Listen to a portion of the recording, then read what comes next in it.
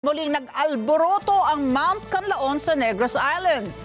Batay po sa datos ng Philippine Institute of Volcanology and Seismology, na irehistro ang 84 na volcanic earthquake sa loob po ng 24 na oras. Dahil sa biglaang pag-usok ng bulkan, muling pinaalala po ng PHIVOLCS na bawal pumasok sa 4-kilometer radius permanent danger zone.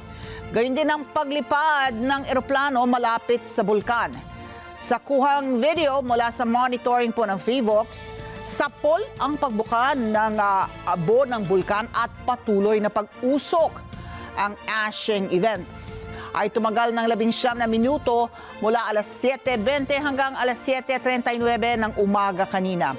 Aabot po sa 800 metro ang taas ng pagbuka ng light gray plumes ng bulkan hanggang tangayin ito ng hangin pahilagang kanluran. Maraming salamat sa inyo pong pagsubaybay sa Mata ng Agila Primetime.